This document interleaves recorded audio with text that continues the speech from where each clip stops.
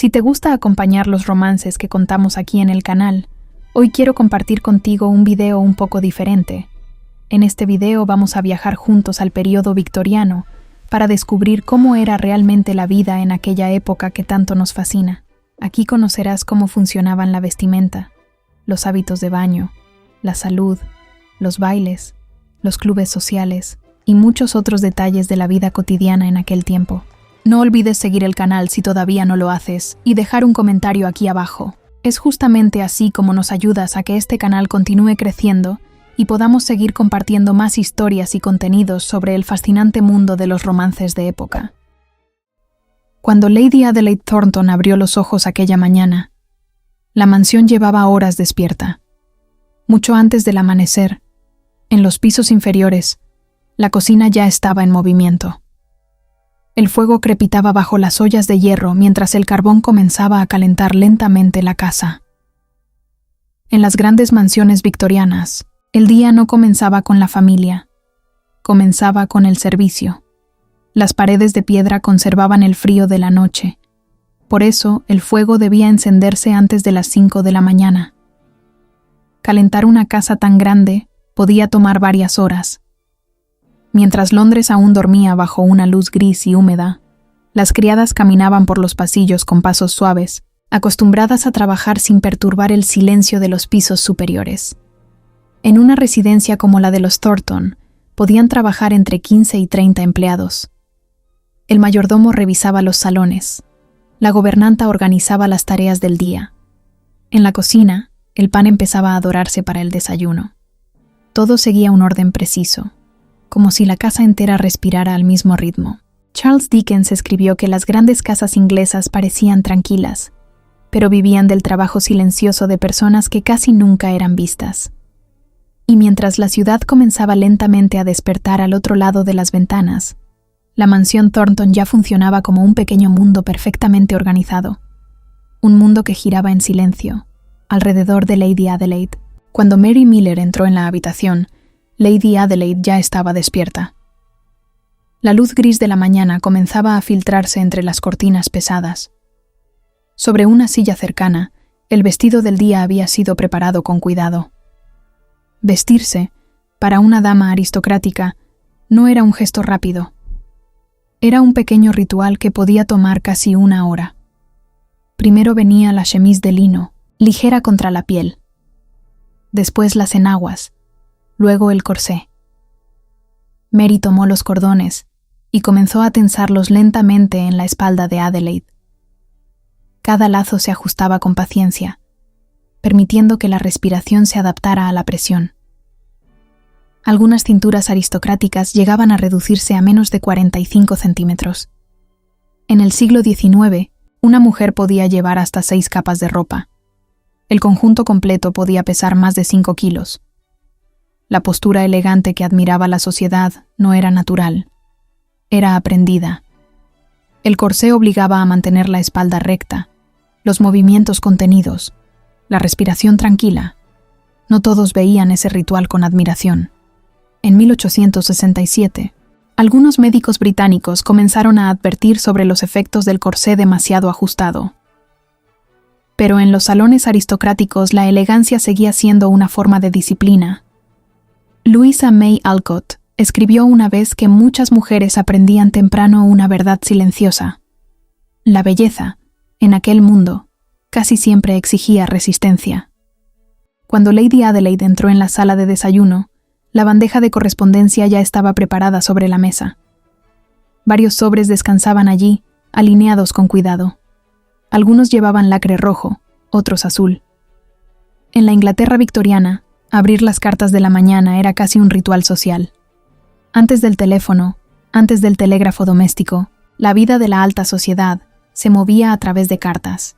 Invitaciones para cenas, conciertos, paseos o visitas viajaban diariamente entre las casas de Londres. Después de la reforma postal de 1840, el correo de la ciudad se volvió sorprendentemente rápido. En algunos barrios podían hacerse hasta 6 entregas en un solo día. Eso significaba que una invitación enviada por la mañana podía recibir respuesta esa misma tarde. Lady Adelaide tomó uno de los sobres y rompió el sello con la punta de un pequeño cuchillo de plata. El sonido seco del lacre partiéndose era familiar en todas las casas aristocráticas.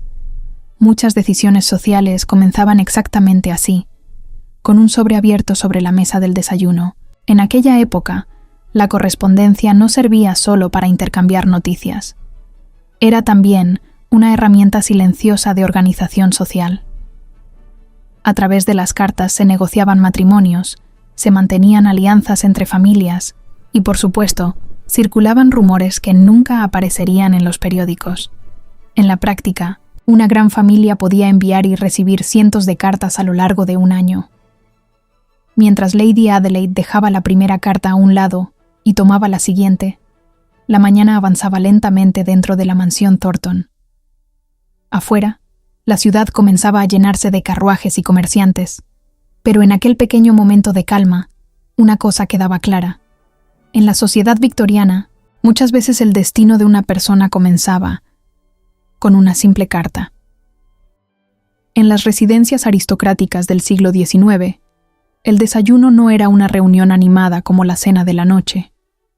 Era un encuentro breve, casi silencioso, donde cada gesto parecía seguir una costumbre aprendida desde la infancia. La mesa estaba preparada junto a una ventana que daba al jardín. Sobre el mantel de lino reposaban platos de porcelana fina, una tetera de plata y una cesta con pan recién horneado.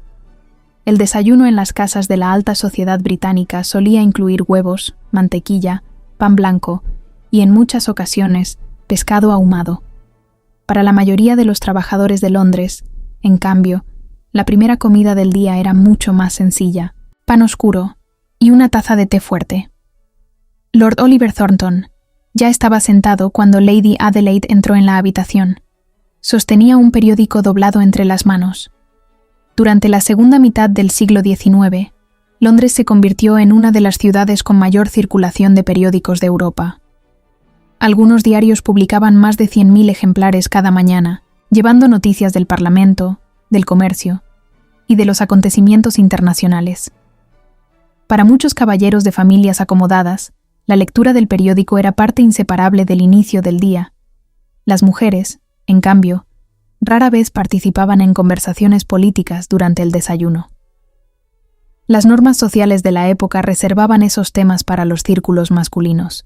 La conversación entre Oliver y Adelaide fue breve. Hablaron del clima y de algunas visitas previstas para la semana. Mientras tanto, un criado retiraba los platos con movimientos silenciosos. En aquellas casas elegantes del Londres decimonónico, incluso un desayuno tranquilo reflejaba la estructura de todo un mundo organizado por costumbres, jerarquías y expectativas sociales. El sonido de ruedas sobre la grava anunció la llegada de un carruaje frente a la mansión Thornton. En las casas aristocráticas de Londres, las visitas matinales seguían reglas muy precisas. No era costumbre presentarse a cualquier hora. Existían momentos apropiados del día para recibir a conocidos, y la mañana era uno de los más habituales. El mayordomo observó discretamente desde el vestíbulo mientras el carruaje se detenía. Un criado descendió primero para abrir la puerta, y poco después el visitante caminó hacia la entrada principal. En aquel mundo refinado, incluso la manera de llegar a una casa formaba parte de un pequeño ritual social. Durante el siglo XIX, las visitas eran una herramienta fundamental para mantener las relaciones entre familias influyentes. La aristocracia británica no dependía solo de títulos o propiedades, también vivía de una red constante de encuentros, conversaciones y favores intercambiados con discreción. Por esa razón, existían los llamados tarjetas de visita. Si una dama no se encontraba en casa, el visitante dejaba su tarjeta en una bandeja de plata cerca de la puerta. Aquella pequeña cartulina anunciaba que la visita había sido realizada y esperaba una respuesta en los días siguientes.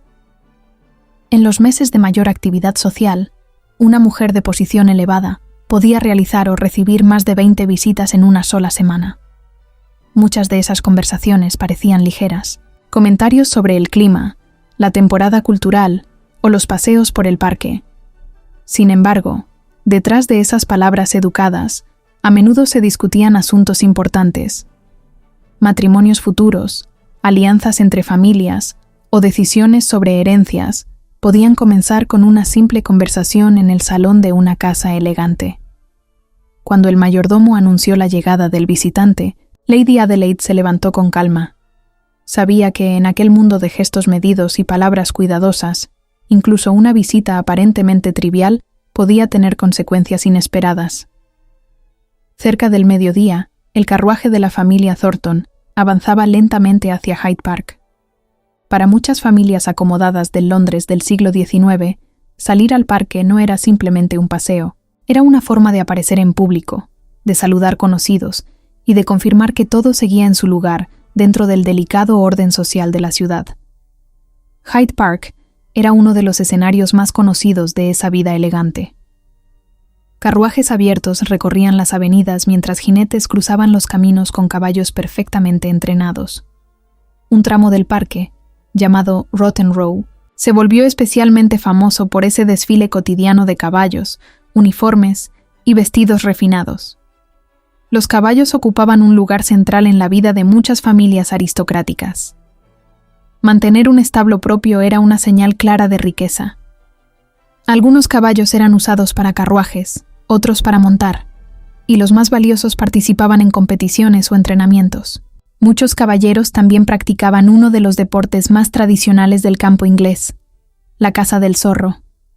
Durante el otoño, grupos de jinetes vestidos con chaquetas rojas atravesaban praderas y bosques siguiendo a los perros de caza durante horas.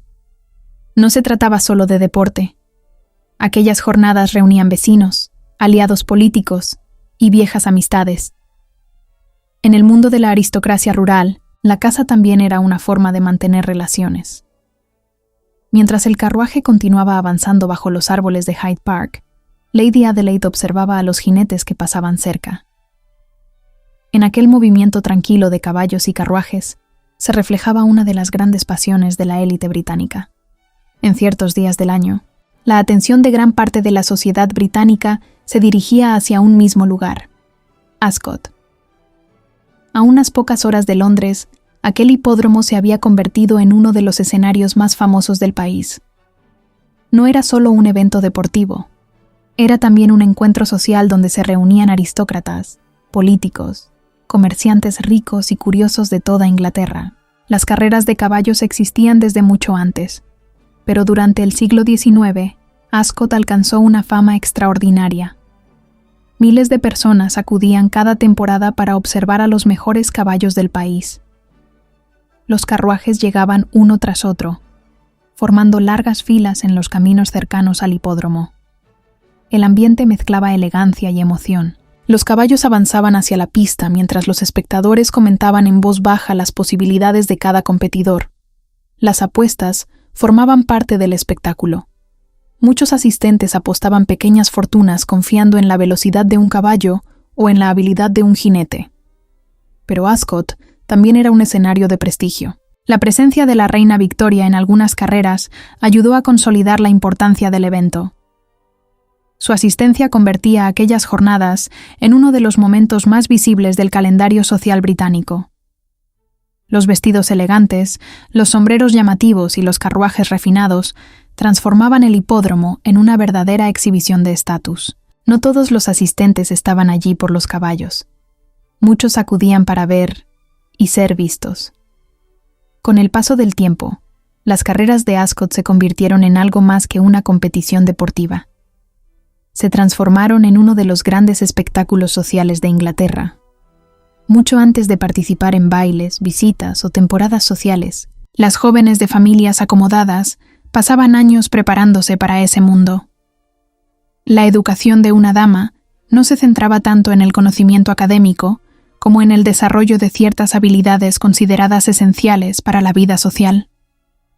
Desde la infancia, muchas niñas aristocráticas estudiaban piano, canto, francés y danza. También aprendían bordado, dibujo y las reglas de etiqueta que gobernaban la vida en los salones. Estas lecciones podían ocupar varias horas al día y formaban parte de una rutina cuidadosamente organizada dentro de la casa. El objetivo no era formar artistas profesionales. Aquellas habilidades debían demostrar refinamiento, disciplina y buen gusto. Saber tocar el piano durante una reunión o mantener una conversación elegante en francés podía convertirse en una ventaja importante durante la temporada social de Londres. Muchas familias contrataban institutrices, a menudo mujeres francesas o suizas, para supervisar la educación de las niñas. Estas institutrices vivían dentro de la casa y acompañaban a sus alumnas durante años, guiando no solo sus estudios, sino también su comportamiento. Para una joven de buena familia, la educación tenía un propósito claro: prepararla para el papel que la sociedad esperaba de ella. Convertirse en una dama capaz de representar con dignidad el nombre de su familia y algún día dirigir su propia casa. En muchas familias acomodadas del siglo XIX, el matrimonio no era solo una cuestión de sentimientos, también era una decisión económica. Las propiedades, las herencias y las deudas familiares podían influir tanto como el afecto entre dos personas. Las grandes casas, los criados, los caballos y los eventos sociales exigían enormes gastos. Mantener una mansión podía costar más de lo que algunas familias realmente podían pagar. Por esa razón, no era raro que ciertos matrimonios se pensaran como alianzas que ayudaban a preservar la fortuna o a mejorar la posición social. Las jóvenes aristocráticas eran presentadas en sociedad durante la llamada temporada de Londres, una serie de bailes, recepciones y encuentros donde podían conocer posibles pretendientes. Estos eventos reunían a familias influyentes, que observaban con atención a las nuevas generaciones. Un buen matrimonio podía asegurar estabilidad durante décadas. Una mala decisión, en cambio, podía afectar el futuro de toda una familia.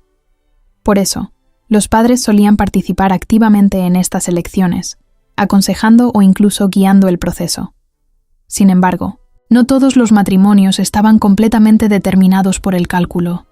En ocasiones, entre las conversaciones formales y las reuniones sociales, también surgían sentimientos sinceros.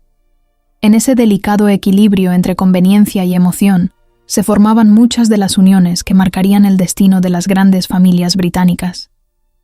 En las grandes casas del siglo XIX, la higiene cotidiana era muy distinta de lo que hoy consideraríamos normal. Muchas mansiones elegantes no tenían un cuarto de baño permanente.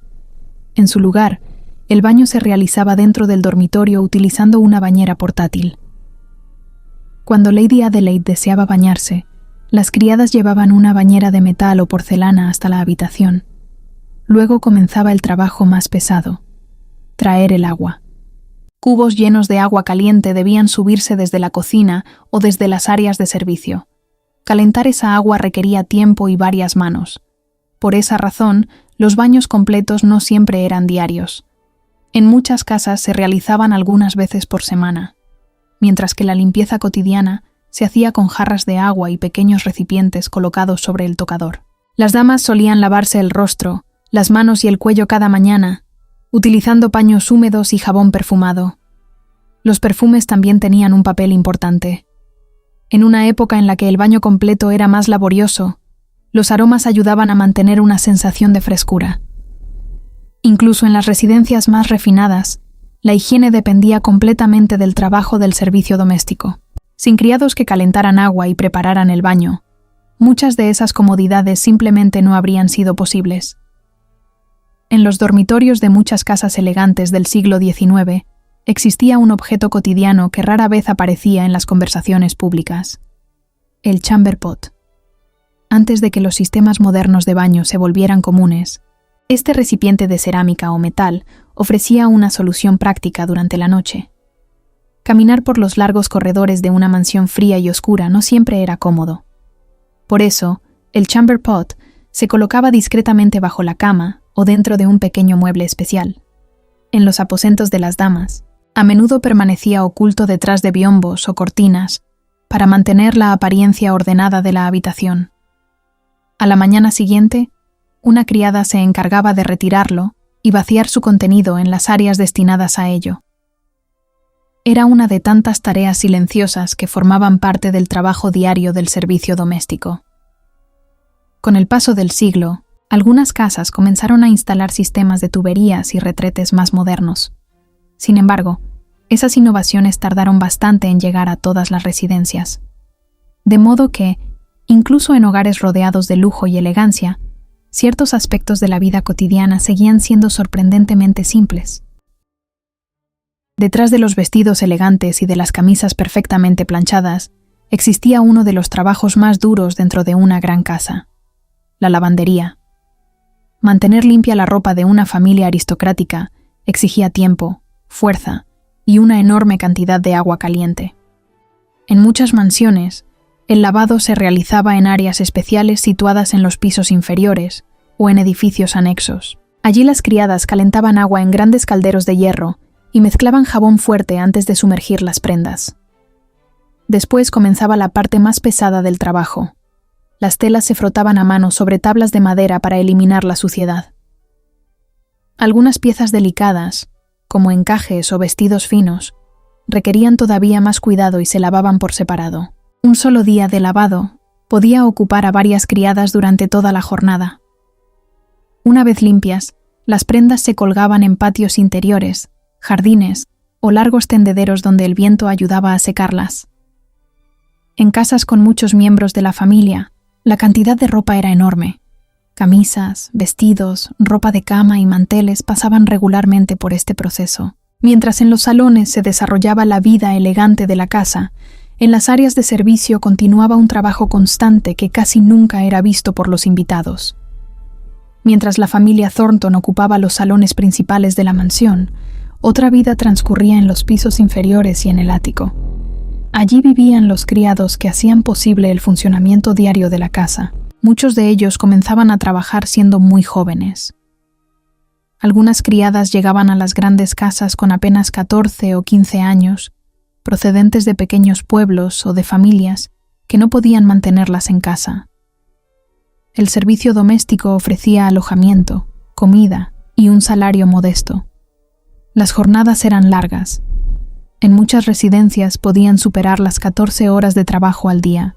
Las tareas se repartían entre cocineras, lacayos, doncellas, ayudantes de cocina y criadas encargadas de la limpieza. Los dormitorios del servicio solían estar situados en el ático o en los niveles más altos de la casa. Eran habitaciones pequeñas y sencillas, muy distintas de los amplios dormitorios de la familia. A pesar de esa distancia social, el funcionamiento de toda la mansión dependía de su trabajo. Cada comida servida, cada habitación preparada y cada prenda limpia era resultado de una organización silenciosa que sostenía la vida de la casa.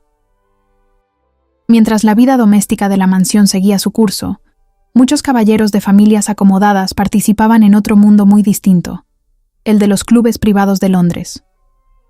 Estos establecimientos, situados en zonas elegantes como St. James's, funcionaban como espacios de encuentro para la élite masculina.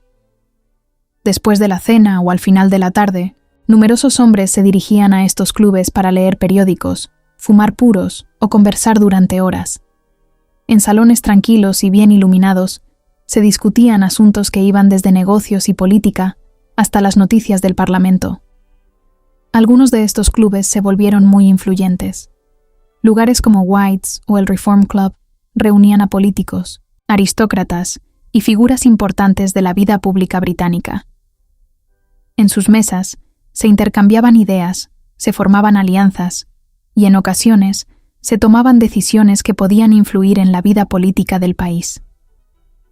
Para muchos hombres de la élite, estos clubes ofrecían un espacio de sociabilidad que no existía dentro del hogar. Allí podían debatir abiertamente temas que rara vez aparecían en las conversaciones domésticas. Mientras tanto, en las mansiones, las mujeres continuaban organizando visitas, cenas y actividades sociales que sostenían otro aspecto fundamental de la vida aristocrática. Así, la sociedad londinense del siglo XIX se movía entre dos escenarios paralelos: los salones de las casas y los clubes donde se discutía el poder. Cuando el sol comenzaba a desaparecer detrás de los tejados de Londres, la mansión Thornton cambiaba lentamente de ambiente. Antes de la llegada de la electricidad, iluminar una casa grande era una tarea que exigía atención constante. Los criados recorrían los corredores encendiendo velas, lámparas de aceite y luces de gas. En los salones principales colgaban candelabros con varias llamas que proyectaban una luz cálida sobre los muebles y las paredes decoradas. Aquella iluminación suave transformaba las habitaciones y preparaba la casa para la vida social de la noche. Las velas eran consumidas en grandes cantidades. En una mansión aristocrática podían utilizarse cientos cada mes, especialmente durante cenas y reuniones. Mantenerlas encendidas requería vigilancia, ya que el riesgo de incendios siempre estaba presente. A mediados del siglo XIX, algunas zonas de Londres comenzaron a utilizar sistemas de iluminación a gas. Estas lámparas ofrecían una luz más fuerte y constante que las velas, aunque también necesitaban mantenimiento regular. Encender las luces de la casa formaba parte del trabajo diario del servicio. Cada lámpara debía prepararse, cada vela debía colocarse con cuidado. Así, cuando la familia y los invitados entraban en los salones, todo estaba listo. Bajo aquella luz temblorosa y dorada, la mansión adquiría una nueva vida cuando comenzaba la noche. En las casas elegantes del siglo XIX, la salud también formaba parte de las preocupaciones cotidianas. Aunque la medicina avanzaba rápidamente en aquella época, muchos tratamientos seguían siendo limitados comparados con los de hoy. Cuando alguien enfermaba, el médico no esperaba en un hospital, era él quien visitaba la casa. Los doctores recorrían la ciudad en carruaje llevando maletines con instrumentos y medicamentos básicos. La consulta se realizaba en el dormitorio del paciente o en una pequeña sala preparada para ese propósito. Algunas enfermedades eran muy comunes en las ciudades del período industrial. La tuberculosis, por ejemplo, afectaba a miles de personas cada año. También existían brotes de cólera y otras infecciones que se propagaban con facilidad en zonas densamente pobladas. Las familias más ricas tenían una ventaja importante: mejores condiciones de vida. Las casas amplias, el acceso a alimentos variados y la posibilidad de recibir atención médica privada ofrecían cierta protección. Sin embargo, ni siquiera las familias aristocráticas estaban completamente a salvo de las enfermedades. La medicina del siglo XIX todavía enfrentaba muchos desafíos, y algunos tratamientos podían resultar tan incómodos como la propia enfermedad. En una ciudad tan grande como Londres, la salud seguía siendo una preocupación constante para todos. Cuando la noche caía sobre Londres y las luces de la mansión Thornton iluminaban los salones, la ciudad continuaba su actividad mucho más allá de sus jardines. A finales del siglo XIX, Londres se había convertido en una de las ciudades más grandes del mundo, con millones de habitantes viviendo y trabajando entre sus calles. Carruajes cruzaban avenidas iluminadas por faroles de gas. Comerciantes cerraban sus tiendas. En algunos barrios, los teatros y cafés permanecían abiertos hasta tarde. Pero la vida de la ciudad no era igual para todos. Mientras las familias aristocráticas disfrutaban de casas espaciosas y calles elegantes en el oeste de Londres, otras zonas presentaban condiciones muy diferentes. En barrios más pobres, muchas personas vivían en viviendas pequeñas y abarrotadas, trabajando largas horas para sostener a sus familias. La capital británica reunía así dos realidades que coexistían en la misma ciudad. De un lado, la elegancia de los salones aristocráticos. Del otro, el esfuerzo diario de miles de trabajadores que mantenían en movimiento la economía urbana. Desde la ventana de la mansión, Londres podía parecer tranquila y ordenada. Sin embargo, más allá de esas avenidas silenciosas, la ciudad nunca dejaba de moverse.